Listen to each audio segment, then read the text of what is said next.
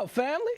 Hey, listen, welcome to the Missing Piece docu-short. And the story goes that my mother couldn't have kids because of some medical issue, but I thank God that she chose the option of adoption because I won the parent lottery flat out.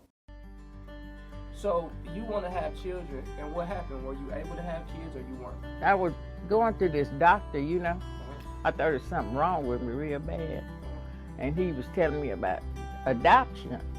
And I said, oh, you know of a place where they adopt some kids? He told me about the Children's Home Society. I was all in for it. We got ready and we went out to the Children's Home Society. And we got some information from somebody that went out on Mac night to this adoption agency. And we talked to them and they make no decision. They got to come to our house and see how we live and whatever, if they thought we was able to adopt a kid, if we needed a kid. And they did that, and they said, you're all qualified, you can come out there and see who you want. And then they showed us you and another little guy. And boy, we first saw you, I tell you, fell in love. Wow. What an amazing story that you're going to get an opportunity to hear about today. So Truth Talk family, it is the night before Christmas, and I can only imagine that you're hanging out with your family, but welcome to our show, this Christmas Eve special, entitled, All I Want for Christmas is a Home. See, I grew up in an amazing home, and honestly, I hit the lottery when my parents adopted me. See, I was adopted when I was 3 months old, and for so many children, they have the desire to have a forever home or to be adopted by a forever family. And so tonight, you're gonna get the opportunity to hear my story and the story of so many children longing for a family and a place to call their own. We're gonna teach you how to expand your family and possibly give you the option of adoption. Next on Truth Talks, Flat Out.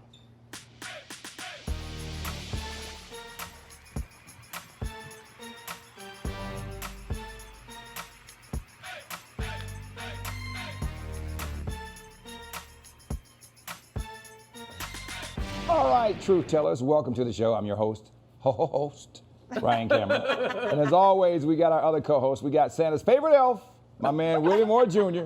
And I wore my onesie today because, it just feel like it's the night before Christmas. We talking about you as a baby. And I got on my baby Gap shirt, praise God. So I'm Willie Moore Jr., the voice of faith and fun. I'm excited about today because we're talking adoption, flat out.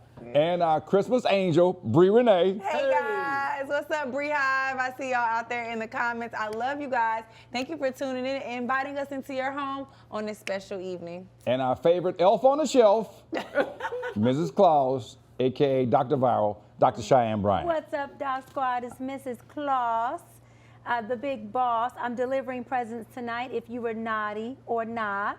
Anyways, well, we're going to have a good show tonight.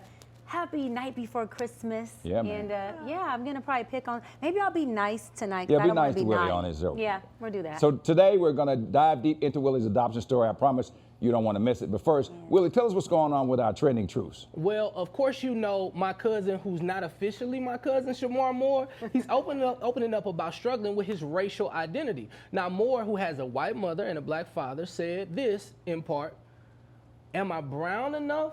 Am I black enough? I'll never be white because I'm too brown. How should I talk? How should I move? How should I dress? Where do I fit in? Moore went on to say, I don't apologize for being mixed. I'm a black man. That's the way society treats you. But I'm also half white. I'm going to tell you this, Shamar Moore.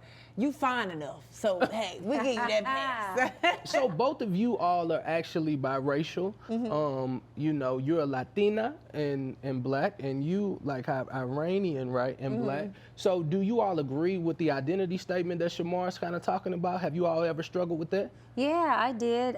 Growing up as a little girl, I grew up with my mom's side of the family more, who was Mexican and French Creole.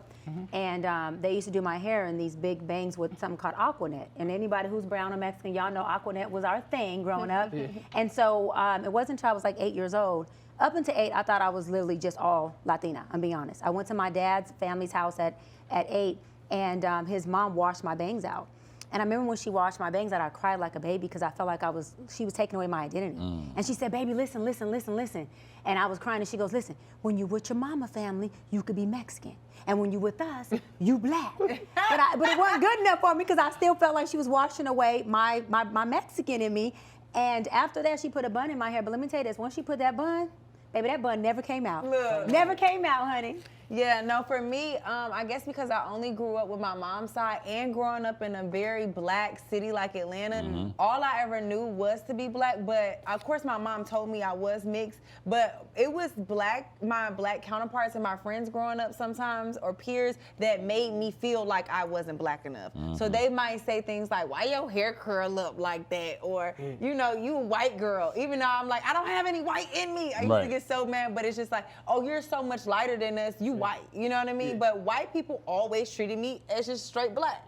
Yeah. So I feel them on that struggle a little bit. Yeah. You know, the unique part is that, you know, you guys wear both of them really, really well. Like, I've seen you pop into your Mexican and go in and, you know, definitely everything spicy. And then, of course, I look forward to you doing a deep dive in your other side. Yeah, Willie been encouraging me go do a deep dive. You don't have to go meet them if you don't want to, but at least know the culture. But being multiracial, multicultural, different things, culture is not race, race is, right? So race is black and Mexican culture is the culture you identify with. Mexican culture is black. Right. But a lot of times, at least for me, I used to feel like I have to choose. So like I couldn't just say I'm a black woman because my grandma would say, well, baby, remember you Creole as well, so put that in there. I'm like, okay, damn, but I can't just say I'm Creole Mexican because then my black side is like, but you black. So for me, growing up as a child, I remember I used to try to make sure I said all three and I wasn't picking. But now that I'm an adult, I embrace all of them, but I definitely identify with being a black woman. But I have to say this, and I just say this, man, with all due respect, the black girls weren't always very welcoming and nice to me in elementary and junior high school, right? It wasn't until I got into high school and I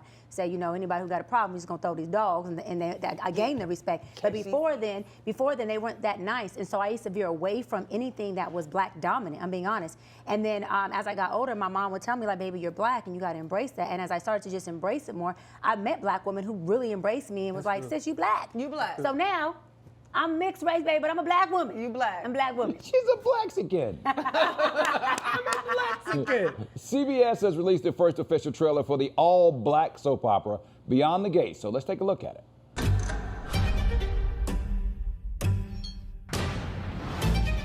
Here we are. A new dawn. Welcome to Fairmont Crest. This is going to make history. How awesome is that? Your family rules this community. Beyond the Gates. New daytime series premieres CBS Monday, February 24th and streaming on Paramount+.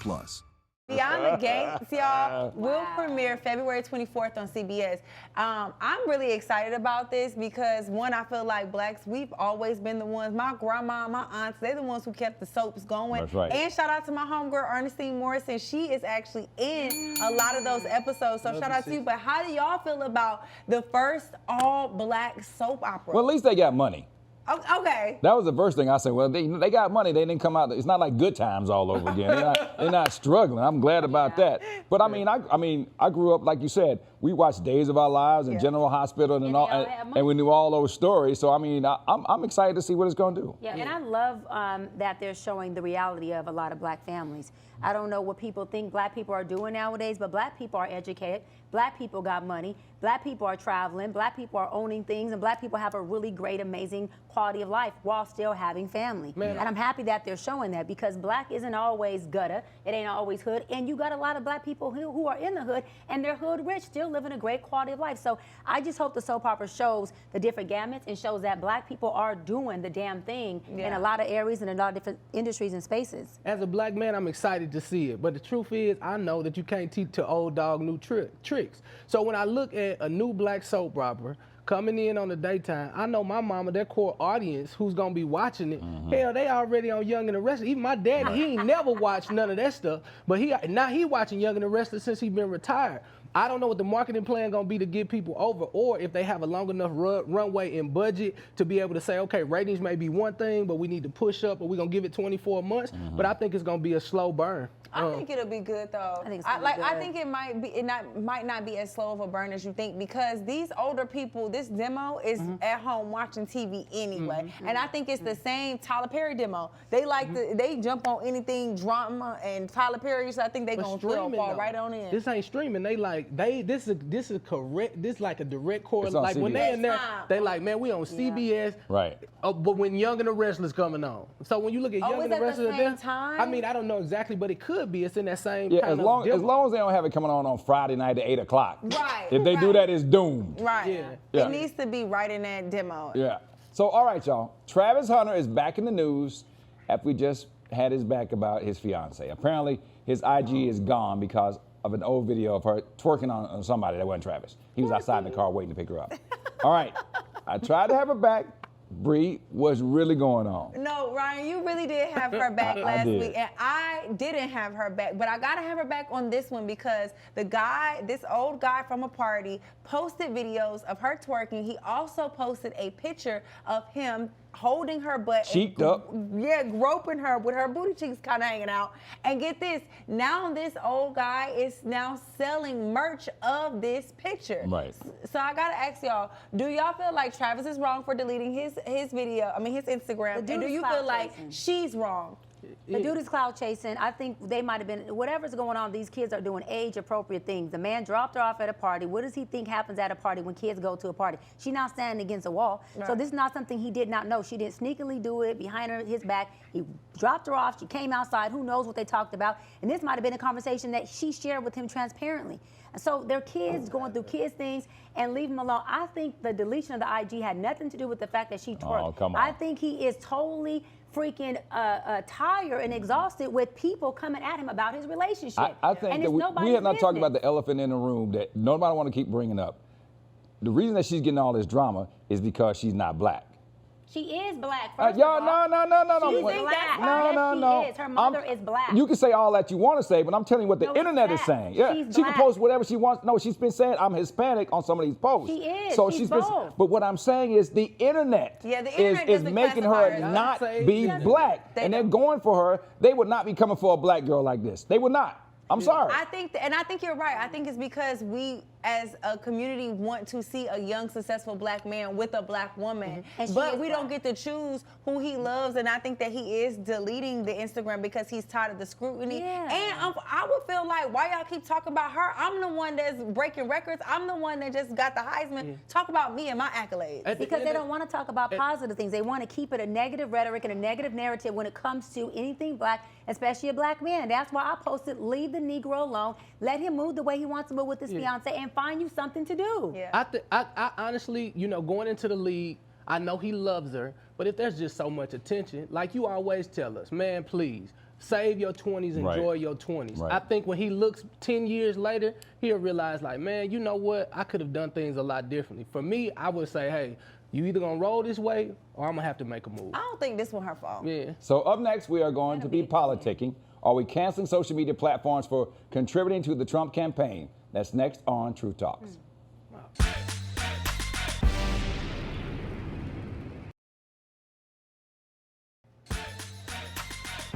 And welcome back to True Talks. We're politicking. Are your favorite social media platforms still donating to the Trump campaign? Well, Meta, the company that owns Facebook and Instagram, is showing some love to Donald Trump. The company actually donated $1 million to the president's election inauguration fund after CEO Mark Zuckerberg held a private meeting with Donald Trump. Yeah, we should point out that Zuckerberg did not endorse a candidate during the election, and it's common for big businesses like this to donate to an inauguration fund regardless of the party. Do you blame Meta for sucking up to the new president, or do y'all feel like it's business per usual? No, I think he's our new president that's coming into office.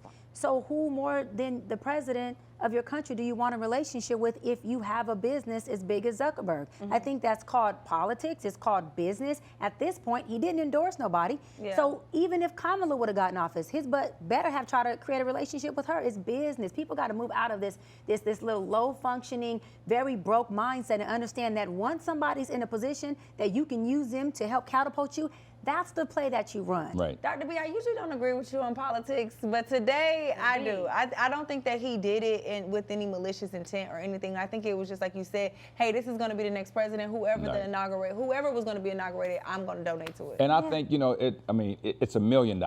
Yeah, it's nothing to him. He could have gave 25, 30, 40 million dollars because he got it without blinking an eye. Right. I think to everybody's point, man, this is what a capitalistic society is based on. You have got to have these relationships.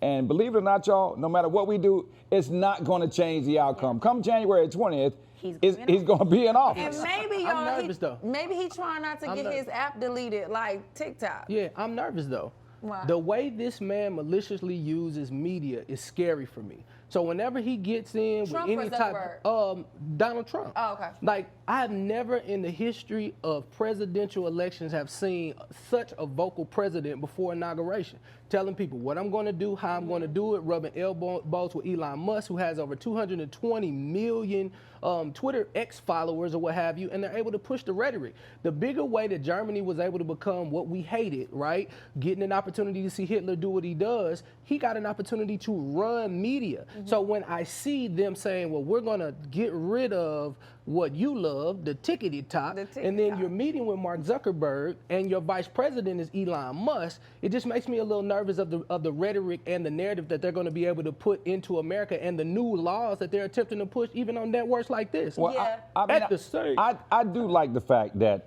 you know, because Trump is not the old swamp guy, that he is, you know, like what stuff is going on with these drones, right? Nobody knows, and he's saying, like, the government knows, they're not telling us. We've gone through so much status quo of people just keeping information from us. And so, I mean, like Mark Zuckerberg, he has just built a 5,000 square foot bunker underground in Hawaii.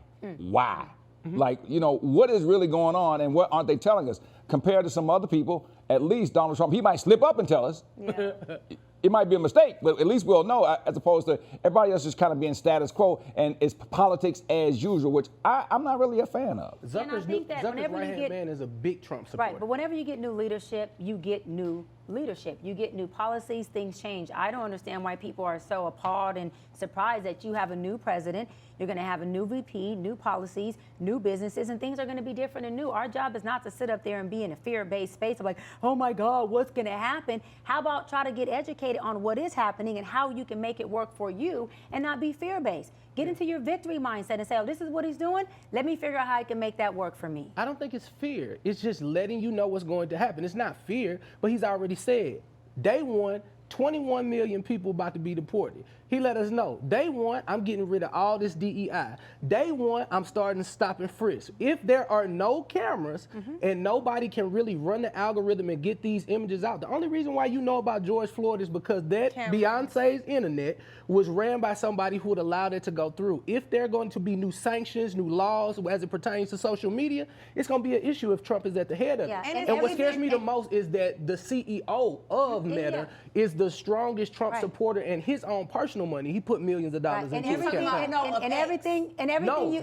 The new appointed person that Mark has just pushed, he is a strong Trump supporter, and out of his own money, he gave millions of dollars. He gave it. So that's scary. And everything you just said is exactly the fear tactics that people are falling into. You just proved my theory, so thank you. People are afraid of everything you said, and every time the media, which is what they use, pushes that out, they understand they put people in a fear-based space, which allows them to then manipulate and take over the vulnerability of people being in fear. But Dr. B, are you That's only not afraid because it doesn't affect you? Because what do you mean it does affect me? I'm a U.S. citizen. It affects me directly. No, but the people who are going to get deported, that doesn't necessarily affect you immediately. So it's easier maybe for not us that to portion, say, but the other stuff does affect it's easier for us to be like, don't be afraid of the deportation. Don't be afraid of him doing all these, taking away DEI because we're entrepreneurs. It's easy for us to say that, but these people who are directly affected of that determines their entire lives, their families. So it's hard to say, don't be afraid, get into your victory mindset, because it's like, I don't even know how to combat a big policy that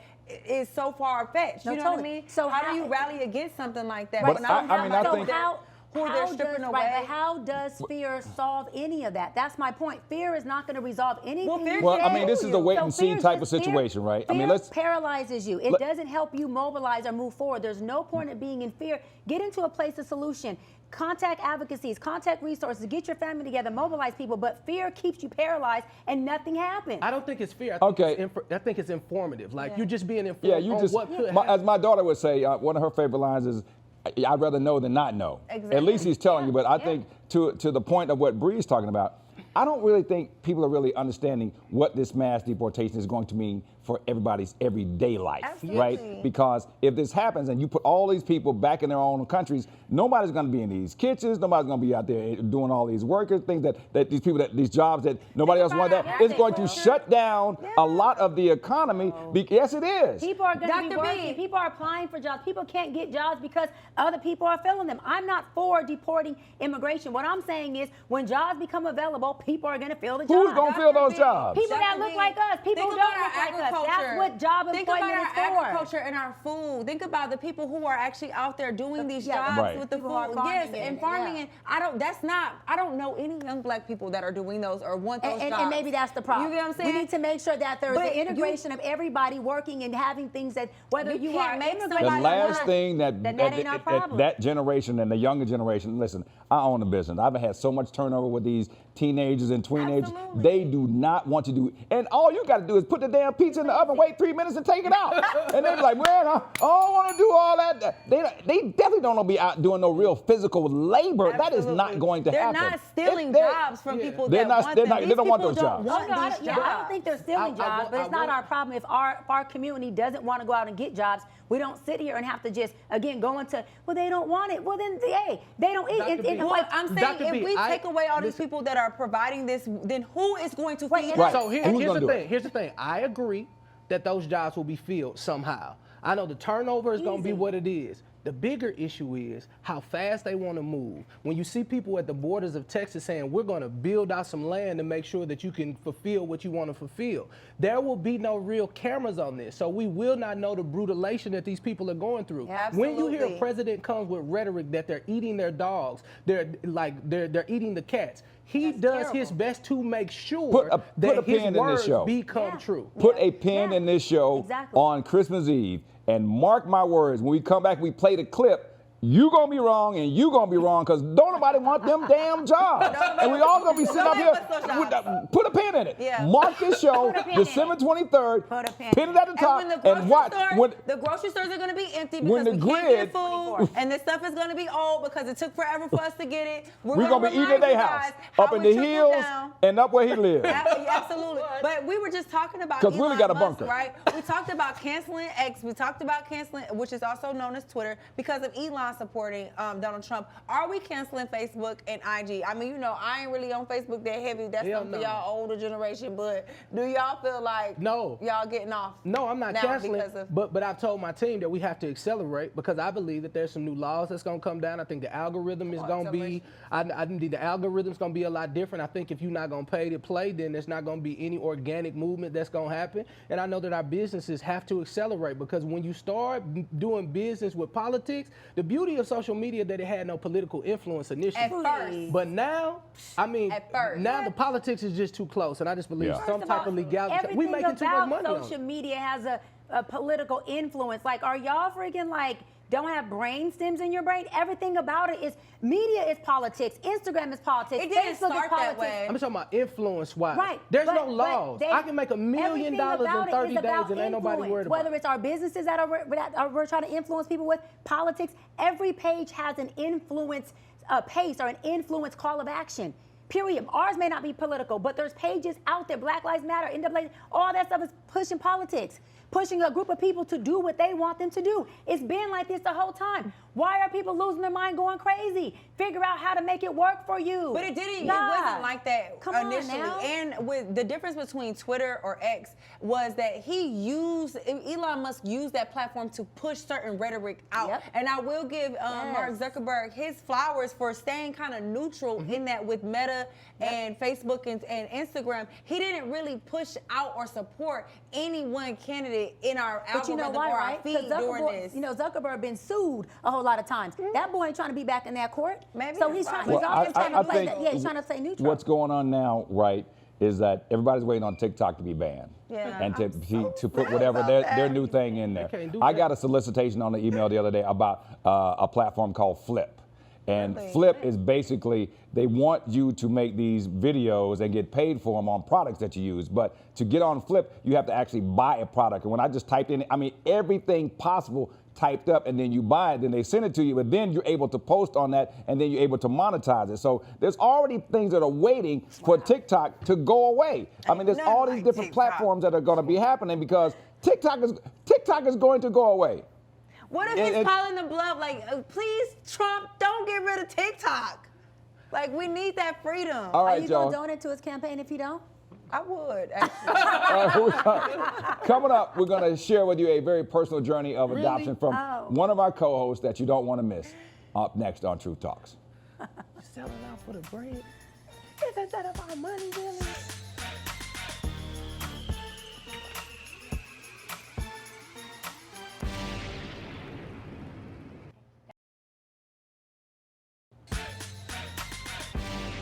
One of the scarier interviews that I had was probably Ayanna Van Zant. I had the opportunity to interview her. When I was interviewing her, like my energy was love, but I was like, okay, cool. Like, is she gonna read something on me?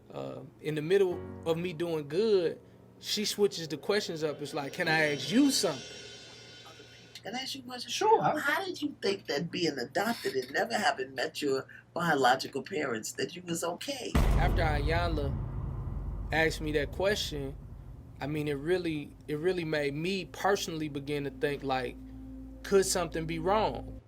We're back with more Truth Talks, and today we're getting all the way real with my man Willie Moore Jr. and his own personal story of being adopted. Yes, Willie, this is an unbelievable, touching story. And we saw a clip of you earlier with your parents talking about the adoption process and falling in love after seeing you as just a little baby. Talk to us about your forever parents. Well, my mom and dad, best parents in the world, in my opinion. My dad's 93 years young right now. He's 93 years young. He You seemed ask- like a player, too. I like Yeah, you know, he still, when he pop in and out. Now he kind of chilling a little bit, but they could not have children. So they got married, and they do whatever my parents do, never wanted to know what they were doing, but they tried, and they couldn't have children for some reason. And my mother went to a doctor who I coined Dr. Angel, because he had to be an angel, don't know his name, but he asked her about the option of adoption. And my dad was like, hell no, if we have some kids, that means I got to stay with you. And I don't know how long I want to be here. But for some reason, he listened to my mom,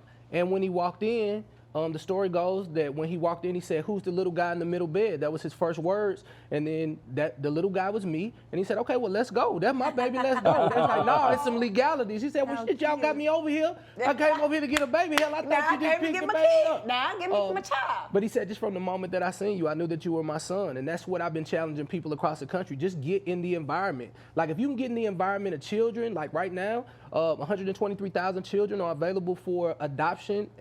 They're in the foster care system.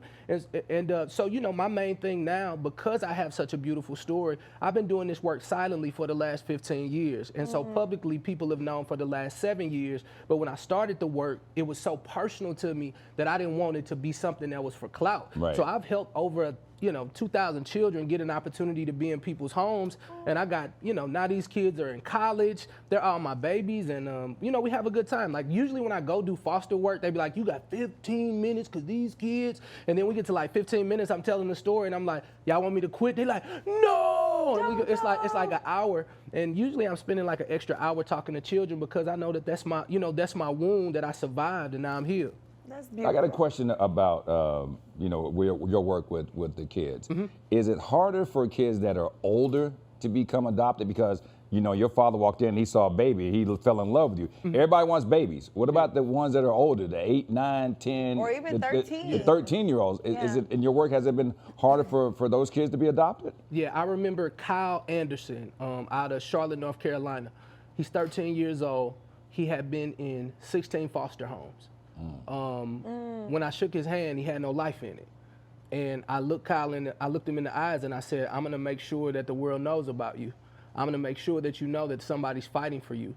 And so we had the opportunity to make sure that he got in the home and he was able to grow. And he had a lot of wounds, and I worked as a mentor with him. And now this kid is, he is now a junior in college and doing really, really well. And if you shake his hand, you know how to shake it like shake your hand like a man. Right. But it's very, very difficult when it comes to teenagers. When it comes to teenagers, people often believe that, they've been through so much trauma. And that's why we say that this thing is a calling, right? Like, it is a calling. Like, you have to really be called to it. But right now, you got 336,000 churches across the country. It's 123,000 kids in foster care right now. So if every church across the country just adopted one child, right? Like, I wouldn't have no work to do. And so, like, I'm literally challenging pastors across the country and faith leaders to, like, really make this a part of something that you talk about. Like, I can't be the only one that's running around championing little African-American children. I'm like the token black boy on the circuit. But at the end of the day, like, it's, 67% African-American little boys and girls. And so it's time for us to step up. Like, even when I look at my house, like, my bigger dream and my bigger goal is, like, I've been scouting out land because I want to have foster homes on my land and have certified will flow homes where we actually pay parents 6 figures to just be foster parents to children, and just kind of far out, and you'll get an opportunity to teach these kids agriculture and other things. But I think somebody else got to step up for it too. I love that, So, Willie. I love that. Let's take a look at what happened when you went to look for your mother. In 2009, I asked a hard question to my mom and dad. It was so hard for me to ask them this, but I needed to find out. I asked, is it okay for me to look for my biological mother? They both quickly agreed that it was a great idea. I'm forever grateful for the support they showed. Even though you have great parents, you can also still feel feelings of abandonment.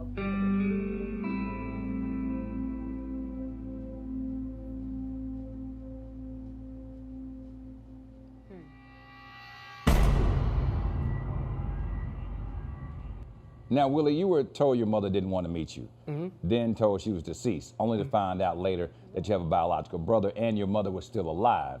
Lots of twists and turns. So what's your relationship like with your family now? Wow.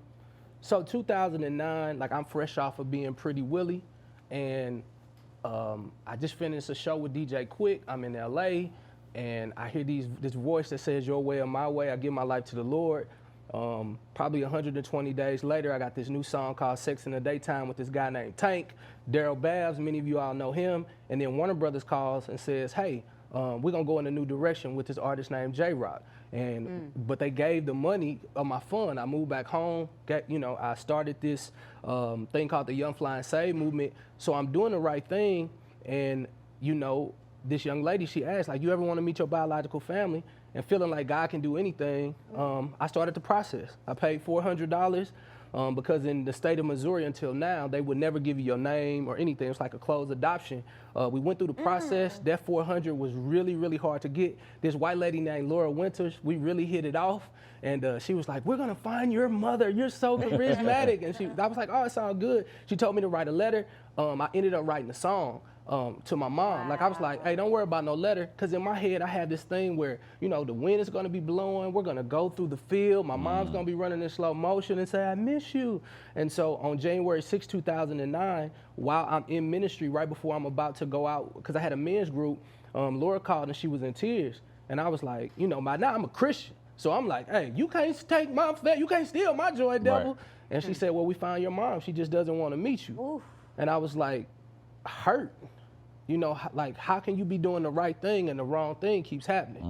I had I was just sitting there, but I made a choice. I called the guys and said, I just got the most horrible news of my life, but you all come and we just gonna start. And it was the weirdest thing. I had a Budweiser and they came like, man, what you drinking for before we started talking about the Bible? I was like, man, I just found out, my mother doesn't want to meet me. But it was just a weird feeling. I didn't necessarily know how to feel. But I didn't let that pain fester. Like, I went across the country and started telling my story, and that's how I really got into the adoption space, because I was telling my story. But in 2020, during the pandemic, my purpose partner, who was working with me, she said, I think it's time, since we've helped so many children, because I work with the Senate in Washington, D.C., And Roy Blunt, our great senator, he was there after I spoke. He said, I'm so thankful you're from Missouri. And I was like, praise God. He's like, take my number if you ever need anything. Just give me a call. And so it just so happened that I did need something. I needed to find out what my name was. I needed my birth certificate. So I texted them for 2 years. And then we lobbied to get those laws changed. And in 2018, they changed the laws in Missouri. And so now children who are like me were able to, you know, get their birth certificate. So in 2020, I did it. I went to the mailbox, and I remember seeing State of Missouri. I thought it was something for my parents because my parents are elderly, and a lot of their mail comes to me because people try to get over. And when I opened it up, that thing was a birth certificate. So I dropped it like a hot potato. I'm like, oh, hell no. Like, I don't really want to know. And when I opened up my birth certificate, I did not have a name. So I was nameless. And I was like, damn, so you didn't even have the courtesy to name me. Did you ever find out why you were put up for adoption? Yes, later on, the birth certificate didn't have my name, but it did have hers. And when I seen her name, it's the first time I had ever seen her name. Like, I always wondered, was her name Stephanie? It ended up being Katrina. And I was like, damn, I used to know Katrina. I know Katrina Walton. I know Katrina Reeves. Like, I was really turned up. And so I gave it to my purpose partner, and I said, she's like, let me get that birth certificate. Let me get that birth certificate. In 48 hours, she had all the news. She found my brother in 48 hours. Wow. Come on, black women. Yeah, 48 hours.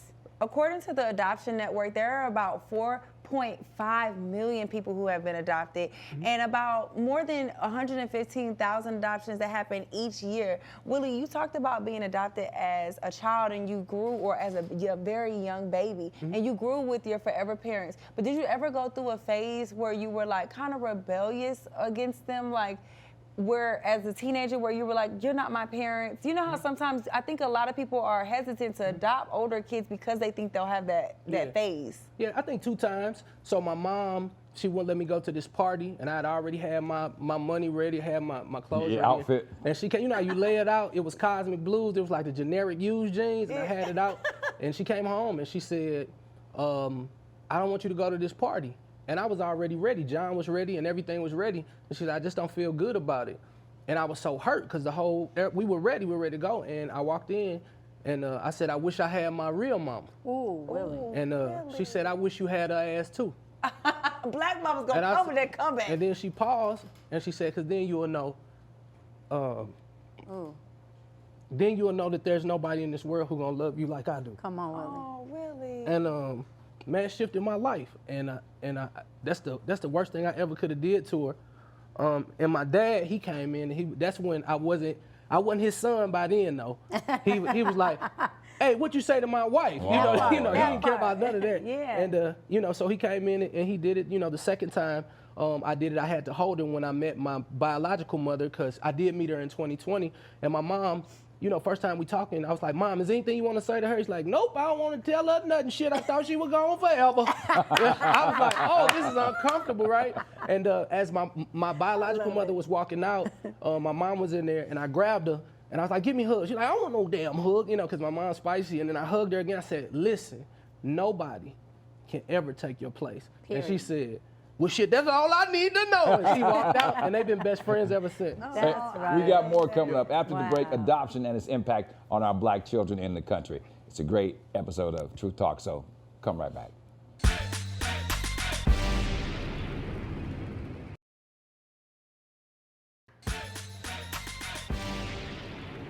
Family is everything to Charity, and when she was younger, things outside of her control separated her from her belongings. Today, Charity misses her little brother dearly, but she's optimistic an adoptive family will find a way to support her already strong relationship with her older sister. Charity loves learning about her cultures and is eager to speak even more conversational Spanish before becoming a travel nurse. I don't really know about many colleges. This budding artist says she's proud of herself for finding beauty in the abstract, but she looks forward to a more clear and concrete future. To Charity, that means permanently parting ways with her group home. A mom and a dad. Preferably settling in as an only adopted child and finding herself perfectly situated in a family portrait she can call her own. And we're back with more Truth Talks, and it doesn't get more real than tonight's topic. We're focusing on adoption, in part because our brother Willie Moore Jr. just shared his own personal adoption story now. While white children make up half of all children available for adoption, the National Council for Adoption reports about 21% of available children that are adopted are black. Yeah, we spoke a little bit earlier about children aging in the system. Is that more true for black children, like the young lady we just saw profiled?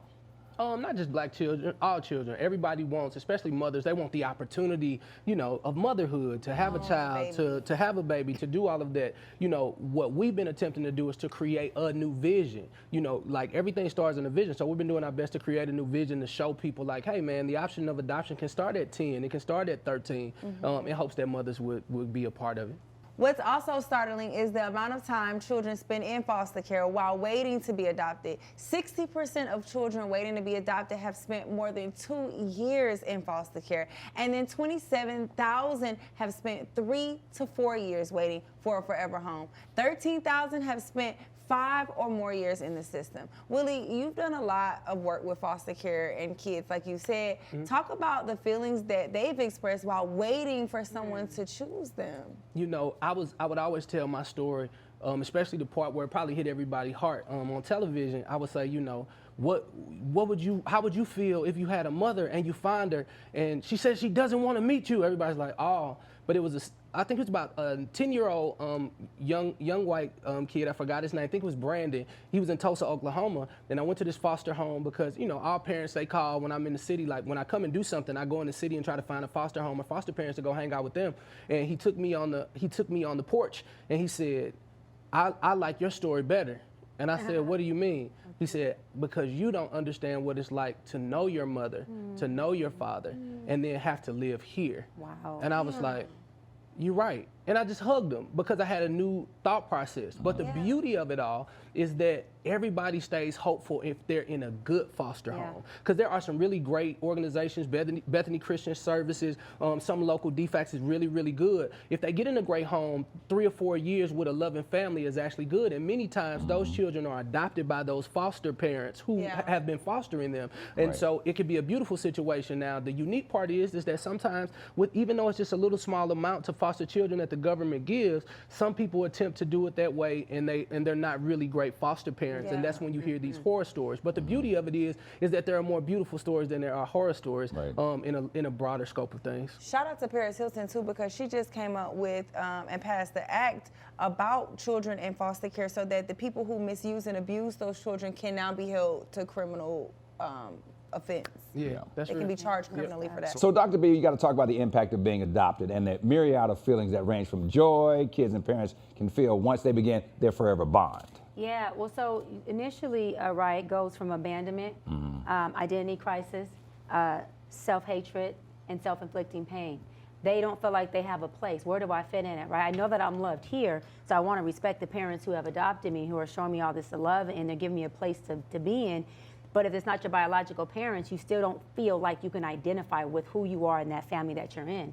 And almost to the point where the more that those parents that have adopted you love you, and the more that they are healthier for you, the more it shows the identity crisis that is present. It's like the more they love you, it shows you how much your real parents don't love you. And it becomes this internal struggle of, how can you love me like this? And you're not even my biological parents, and these biological parents didn't even want me, right? And so it goes from that to what you described, the clinical term is reunification. So when you reunify a adopted child or a foster child with their biological family or parents, there's this sense of, oh my God, you know, even if we don't end up being the best of friends or we don't get this parent-child relationship, at least I'm able to look at you and identify who I am, what I look like, where I might have fit in. And a lot of times, even if when the kids do get this relationship with their biological parents, they end up having this extra gratitude for the parents that did adopt them. A lot of times it makes the child with the adopted parents have a closer relationship when the adopted parents think it's gonna take that child away from them. That's not what happens. And so, you know, on the flip side, y'all, there's really, really positive effects, you know, such as less expensive than IVF, adoption is, right? It's easier than finding a surrogate or a donor. Typically, adoption takes from 6 to 12 months to complete.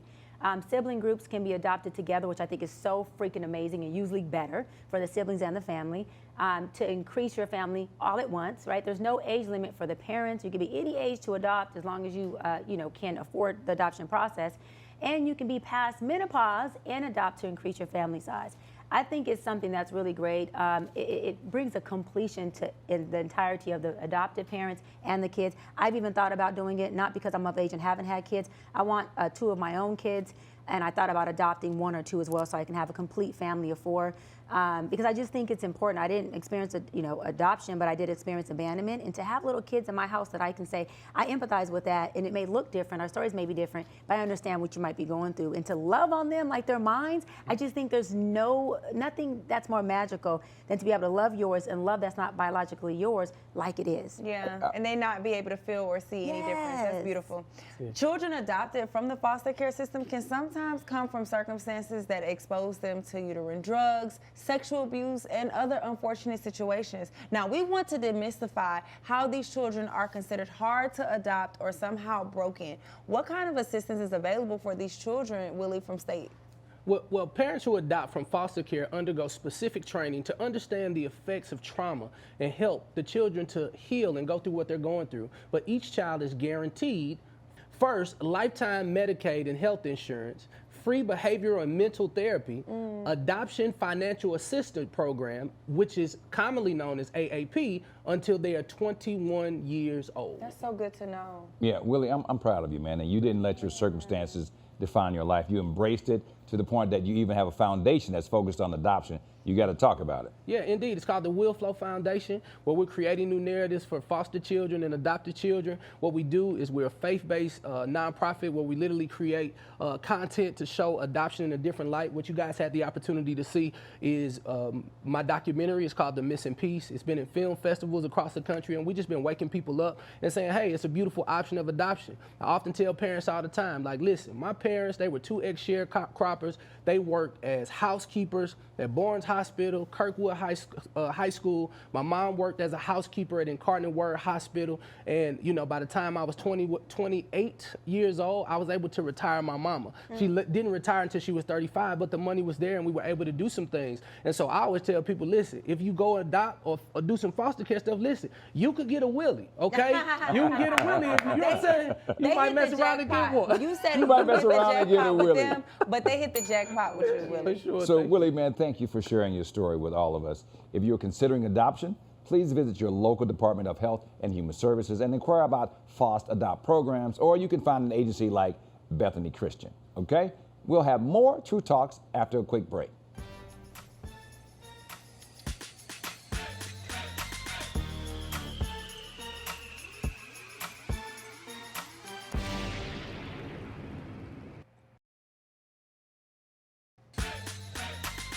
And welcome back. And now we couldn't call the show True Talks if we weren't candid with our relationship advice. So we're about to do what we always do about this time. Hit it or quit it! Hit it or quit it. Hit it. So we've asked viewers to DM us with questions they're scared to ask at the kitchen table or with their friends. So what they do is they check in anonymously. And so this time, an anonymous truth avenger wrote, I love this show, but I need some advice. Now, there are Facebook groups where women can post the men they're dating to see if anyone has any tea or is also possibly dating the same man.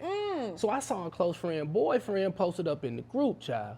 Should I tell my friend someone else is asking about her man? I'm afraid she might not believe me, but isn't this what I'm supposed to do as a real friend? Girl, Hit it. You got to tell your friend that's just friend code, girl code, guy code. If something's going on with my man, your man, his man, her man, the first thing you do is say, girl, listen, this is what it is. Screenshot it, send it to her, send her the link, and let her have it all to herself. Please Absolutely. Screenshot and send me the link. And then this is how you see what type of homegirl you really got, because I have had homegirls who you tell them their information and then they go back and tell the dude where they got the information from. And then that's where you know, oh no, you the homegirl that I gotta quit. Oh, no, so you definitely want to check out, not only, like you said, you stay loyal to the girl code, but this is how you test your girl code with your homegirl. See how real she is. She can't hit him and be like, bro, you kind of out of pocket. Oh, you what? can't hit him if you're out of pocket if it's a good dude. No. Like you can't hit him. My friend should never even be Wait, wanting tell to your hit my homeboy? friend. Like, hey, bro, you out of pocket. Tell your man, No. my friend should never be calling my man about anything, first of all. Unless They in the group, so it's like get in the group and No, be no, like, bro, the you out of first pocket. line, the first line of defense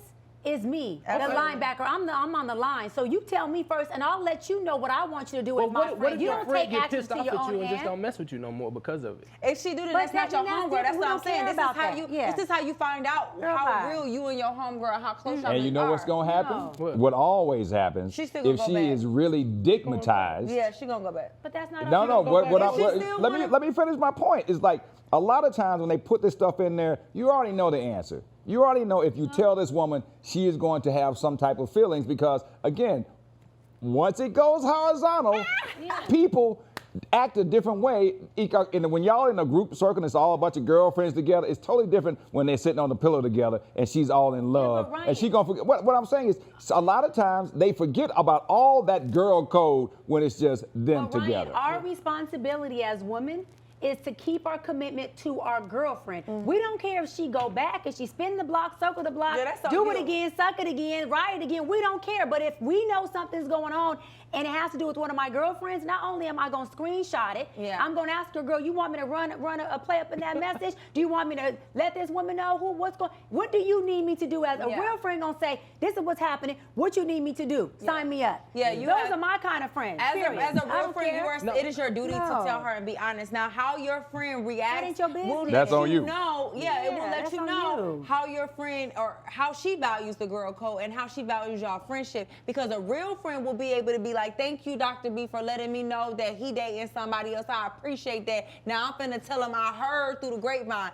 But So I'm the type of friend you telling me heard from me. Yeah, I don't think you should tell him that. See, my thing is this, because my loyalty is to you. So Yeah. I don't need to hide behind something so he doesn't know. He needs to know that when he see me, Yeah. I'm representing my girl. So if you see me anywhere in the blogs, on the street, in the restaurant, on the bus stop, that if you got something wrong going on, I am going to tell I'm my the friend. one. I don't do Man, you real, dry snitch. real loyalty is not with your hands hiding behind your back. Real loyalty is I'm riding for you. Y'all need to know who I'm riding for from a mountaintop, and this is what it is. I don't want no friends that say, girl, don't tell him I told him. Why? You f***ing him? Excuse my language. No, why you don't want me to tell him you but don't? if you choose, No. because Dr. No, B, if you I'm choose good. to still be with that man, What? and So now what? I gotta come around him, now he gonna Girl, be he's acting not. weird and stank No, towards exactly. No, me. he's not. Because So don't she make definitely the gonna tell him you energy said weird. it. Yeah. She is I definitely feel gonna like tell you him you ain't said gotta it. let nobody. You don't have to let nobody know where you got your information from. I just went out of respect for my source. My sources say this is you in this Facebook group. I feel like it's irrelevant how I found But the out. question becomes, it's like Tell with all me this about that. catfishing going on, Right. and people just using faces. Like I got friends where people literally have put Instagrams and all the other stuff using their face.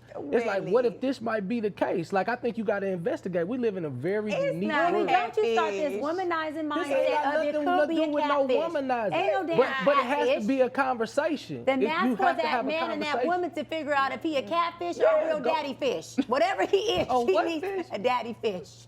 All right, well, it could be catfish, it could be tilapia, it could be whiting, it could be, it could be sardines. But All it's I a know fish. is that's all the time we have for tonight. fish. Be sure to follow us on all of our fish socials. Yes. And right here on Fox Soul YouTube. Good night. Good night, y'all. Merry How are you fishing? Good night. Fish it, baby. Merry Christmas.